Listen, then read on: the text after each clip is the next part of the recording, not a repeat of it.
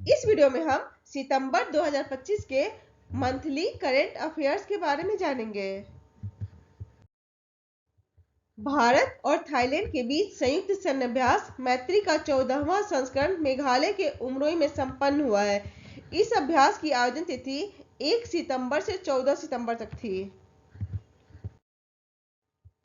प्रधानमंत्री नरेंद्र मोदी ने चीन के तियानजिन में एससीओ शिखर सम्मेलन यानी कि शंघाई शिखर सम्मेलन 2025 में भाग लिया है। जापान यात्रा के दौरान प्रधानमंत्री नरेंद्र मोदी को शुभ दारुमा गुड़िया भेंट की गई है। केंद्र सरकार आदिवासी भाषाओं में अनुवाद के लिए एआई आधारित आदिवाणी का बीटा संस्करण लॉन्च करेगी। 25वीं Commonwealth senior weight lifting championship में भारतीय दल ने पदक तालिका में शीर्ष स्थान हासिल किया है।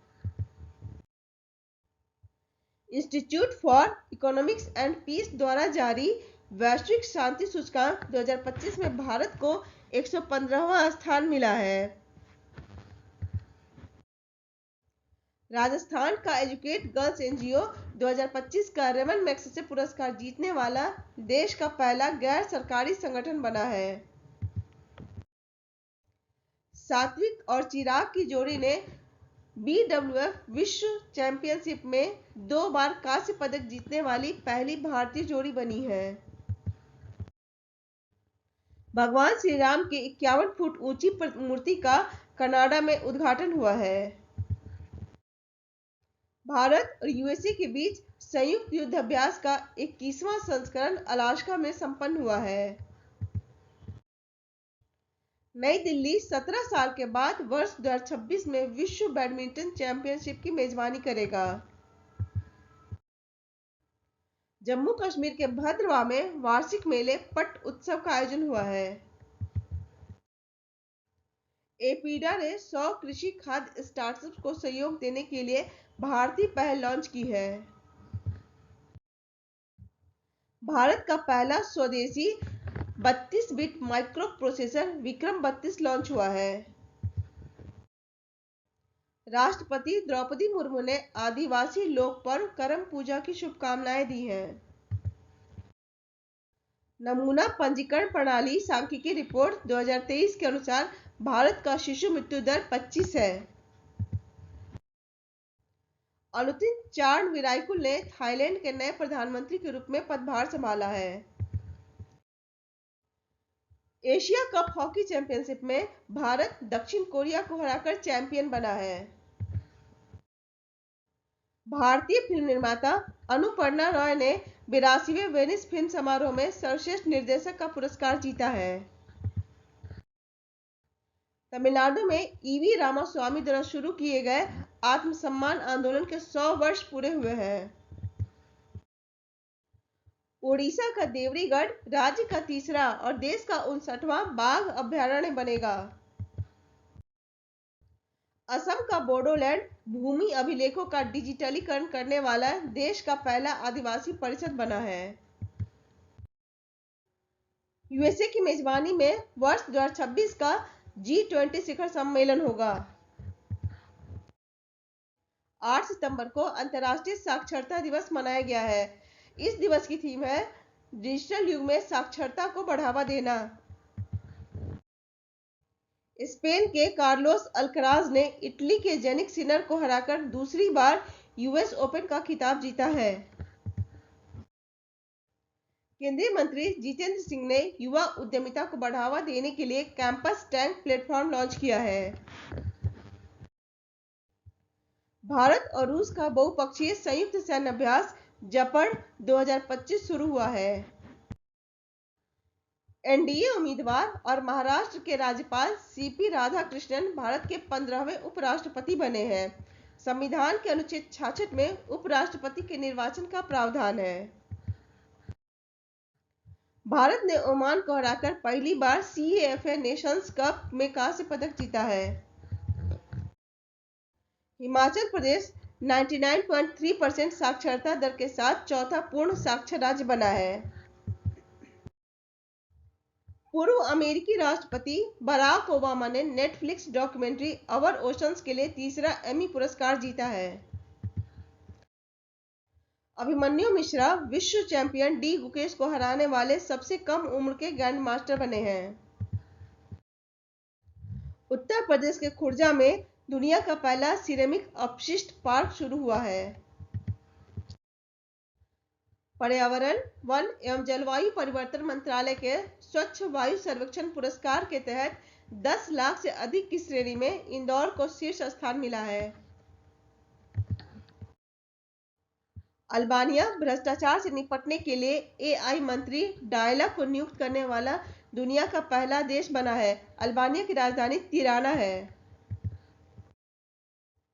आईएमडी वर्ल्ड टैलेंट रैंकिंग में 36.06 के समग्र स्कोर के साथ भारत को 63वां स्थान मिला है।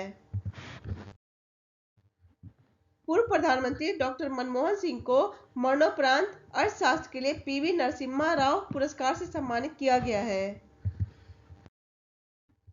भारत सरकार ने निजी कंपनियों को अपना पहला स्वदेशी बहुचरणीय मलेरिया वैक्सीन एडोल्फोक्सिवैक्स बनाने का लाइसेंस दिया है।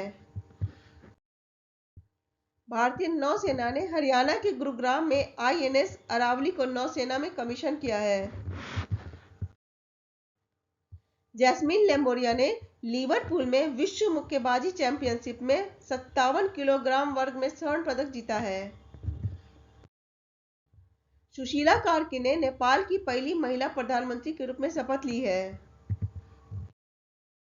राष्ट्रीय हिंदी दिवस 14 सितंबर को मनाया गया है। इस दिवस की थीम है हिंदी, राष्ट्रीय एकता और वैश्विक पहचान की ताकत। भूपेन हजारिका की जन्म शताब्दी के उपलक्ष्य में आरबीआई ने 100 रुपये का स्मारक सिक्का जारी किया है। अंतर्राष्ट्रीय लोकतंत्र दिवस 15 सितंबर को मनाया गया है। थीम है लैंगिक समानता प्राप्त करना, कार्रवाई द्वारा कार्रवाई। भारतीय नौसेना में पनडुब्बी रोधी युद्धपोत एंड्रोथ को शामिल किया गया है। नागालैंड के हॉर्नबिल महोत्सव ने सांस्कृतिक संगीत और नृत्य के लिए सिल्वर बनियान अवार्ड जीता है। पाकिस्तान वर्ष 2027 में एससीओ शिखर सम्मेलन की मेजबानी करेगा। यूएसए, दक्षिण कोरिया और जापान ने फ्रीडम एज सैन्य अभ्यास संपन्न किया है।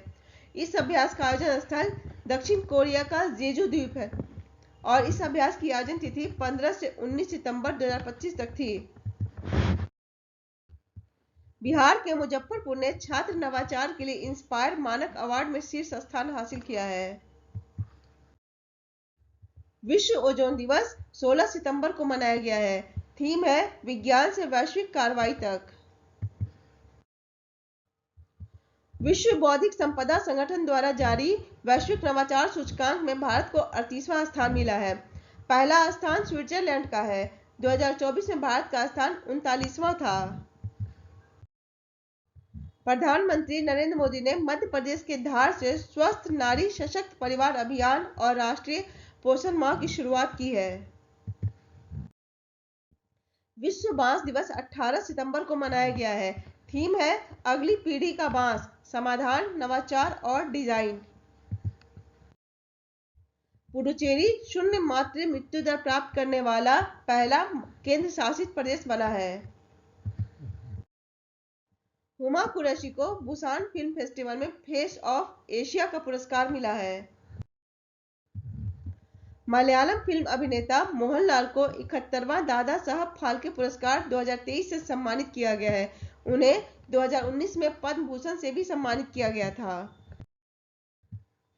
भारत और हेलेनिक यानी कि ग्रीस की नौसेना के बीच पहला द्विपक्षीय समुद्र अभ्यास भूमध्य सागर में संपन्न हुआ है।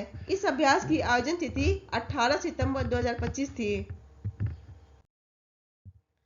आत्मनिर्भर भारत के तहत मोरक्को में पहला भारतीय रक्षा विनिर्माण संयंत्र स्थापित होगा।